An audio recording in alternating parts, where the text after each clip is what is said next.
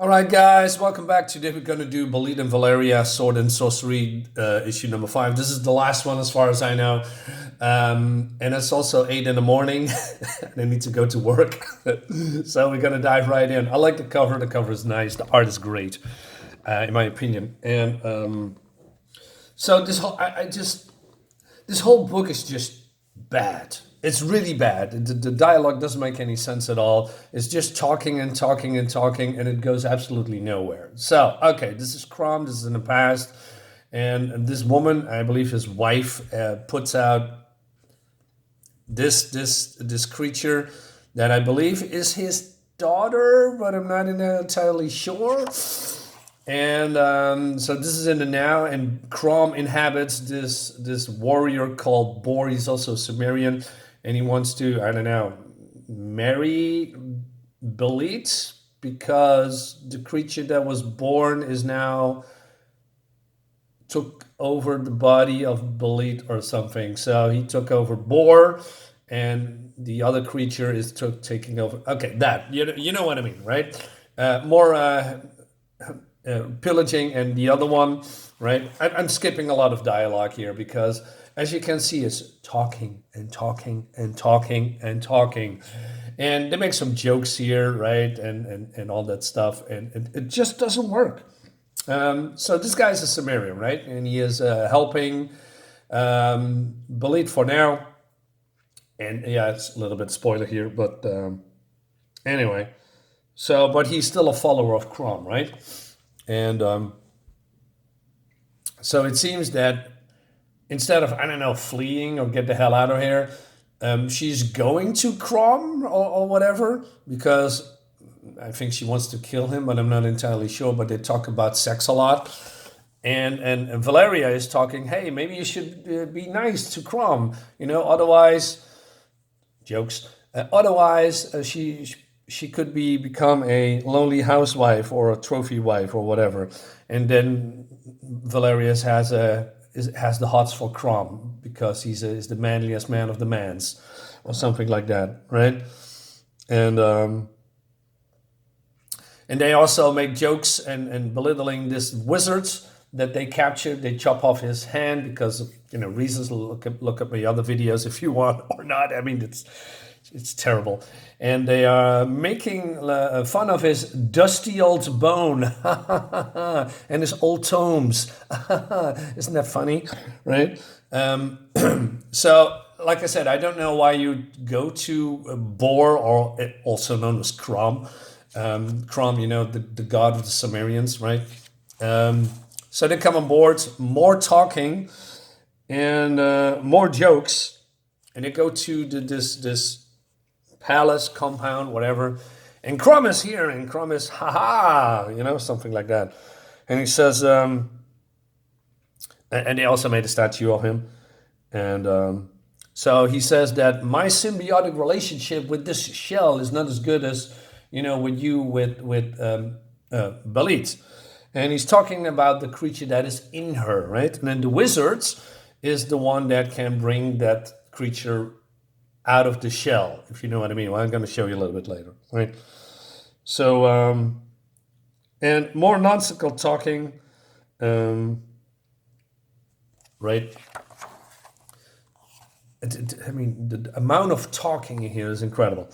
So she says, so basically he's proposing to her, although she, or the creature in her, is hating him. So that's the reason why I don't get that she is going to Crom. And then she says something like, hey, it's a shame that you are not here a couple of years ago. And with a couple of years ago, I think that she is meaning when BELIT was there before meeting Conan. Although it's never been written here, but that's the assumption if I read it correctly. But for those who did not know or do not know the story between Crom and BELIT, Conan and BELIT, you don't know nothing about it. So you don't know what they are talking about because, spoiler, long ago in the 90s, Conan met BELIT and they became lovers, right? And BELIT died. And now she is resurrected or something like that. I could have introduced you to the most dashing barbarian shell you could have found. The type to gladly cast his true love aside to pursue a life to mirror that of his god. So I believe she talks about then Conan. So he is taking over this shell, Boar, and she said, hey, maybe you should have met Conan. And because Conan is a Sumerian, right? But this guy is also a Sumerian, I believe. So what does it matter? Nothing. Anyway. So he says,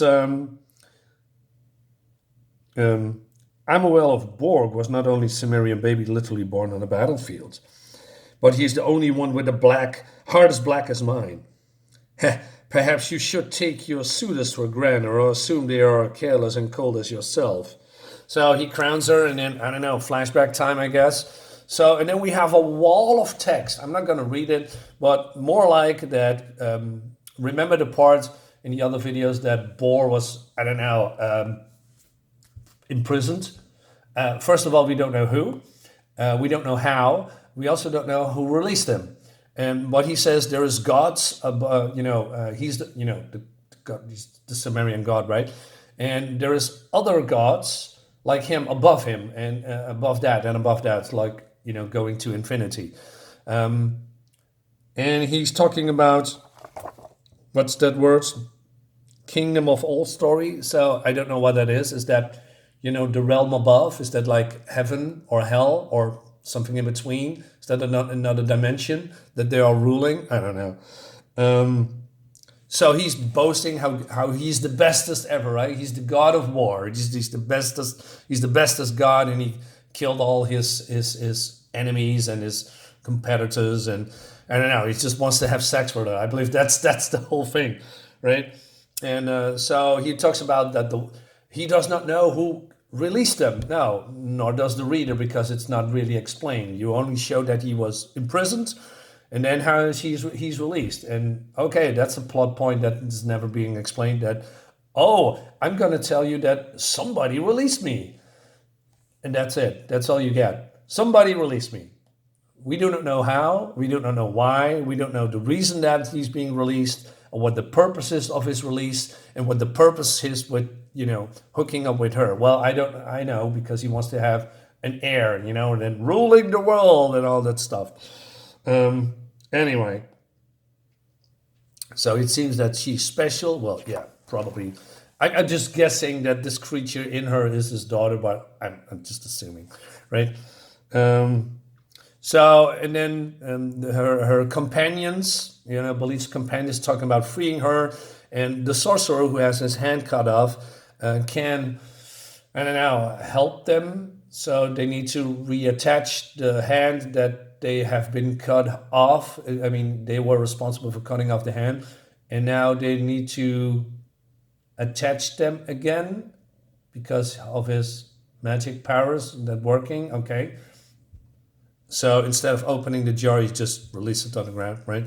Okay, so I think, bring the hand back to the sorcerer, using his magic, to bring forth the creature that is in Belit, defeating Crom. Okay, I can, that's a plan, right? It's not a bad plan, I guess. Okay, but there's a catch. So, and then Crom talks about, screwing her, and then also, hey, maybe these other people, you can screw with them too, because that's how I like it, because I'm a pervert. And he talk about heirs and right. So, but then more walls of text here. Basically, Belit, or the creature in her, says, I don't like you. I hate you. I don't want to have, that sex with you, because you are filthy scum and all that jazz, right? So Crom wants to smack her because he didn't like that, right? And then this is happening. So she says, yeah, fuck yeah. And he's clawing his eyes out, and it looks really cool. But then where does this explosion come from suddenly? I don't know. That's weird. Okay. So then we see the sorcerer doing his mojo. He says, come on, Belle, wake up and bequeath your goodies. What? But wait a minute, that's not how it works. You need your other hands that is still not attached on your on this hand to do this, right? Because that was the plan. It was this plan. So how can you use your mojo to awaken the creature up in Bel without your other hand? Okay. So more talking, and so it seems that the people on the pirate ship planned this for this exact moment that Belit is attacking Crom. But how did they know that she is attacking him now, therefore shooting a cannon barrel here, and then, chaos ensues? I mean, that's a very coincidental timing, right? Because there's no signal, there's no talking about to the reader that is going to happen at all. This just happened at the same time. Coincidentally, that's not. I mean, what happened if this happened? I don't know, a half hour later. How did that work then? Right? Then she's being cut to pieces then by Crom because the surprise didn't work. What? Okay. So Crom says, "Grr." And then Bel is awakened. So Bel is the creature in her. And then she's turning to the creature, right? And then so she's attacking Crom, using her claws to de-arm. What's the word? De-arm them? I don't know. So yeah, and he's basically gonna get it, and this is the god of gods, right? He's basically Odin. He's very powerful, but he just gets it, right? He just he doesn't even fight back, and this whatever this creature, maybe his daughter or demon daughter, I don't know. I'm not even sure. Just wails on Crom. Meanwhile, other people. The Sumerians wants to, have sex with Valeria, but then they get their bitch chopped off by her crew, right? And this poet, this very irritating poet that has been through this whole book, is now, I'm a manly man now, and my loincloth is a little bit tight, so it needs to be released because I want to have that, right? What the hell is going on in this book, man? It doesn't make any sense. It's just all talk about, sex and murdering, which I'm okay with, but this is dialed to up to 11. And the dialogue goes nowhere. So I skipped 90% of that because it's not even comprehensible most of the time. So it says that instead of, hey, I want to, murder you or kill you or make love to you, they use 40,000 balloons to explain what they actually want to try to do. That's this whole book. So Ortega is seeing that his god is getting, murdered, killed, and all that, and he doesn't know what to do. And the others say, hey, don't do it. He's done for. And because he's all fucking Crom-struck, not love-struck, which is a modern word, but no, Crom-struck. And they also use the word fucking a lot because reasons, although that word is not, not fucking as in really doing the deed, but, like in what we are saying now in modern times. It doesn't all make sense. They are using a lot of modern words in here, along with Shakespearean dialogue. It's not flowing very well. So he has some kind of a mental breakdown, and Crom says, hey, boy, come to me, come to the dark side and let me touch you. And because then I believe he can flee his shell, entering this guy, and then he has more power again because his shell is damaged, I think. Valeria uses a lot of words and attacks him and eviscerates him and open up his rips into his body. Again, looks really cool, and she is the one who kills Crom. So Crom didn't do anything. The god of gods been defeated by two women with a snap of his finger. How? Why? Does that mean that when he was in his mortal vessel, he cannot use his powers or something? I don't know. Why don't you use your magic mojo Crom powers, right? Because you are the god of gods in this plane. And why did you need a shell, a mortal shell to, I don't know. Maybe it's the same, maybe because of the earthly plane, gods needs to enter humans to I don't know, become powerful and manipulate everything. I don't know. All right, Crumb is dead, right? And all the fights stops immediately because these Sumerians. What do you think of when you hear the word Sumerian? If I think of Conan is the manliest man ever. He is, yeah, takes shit from no one, right? And these Sumerians just start losing it and crying because that's what Sumerians do, right?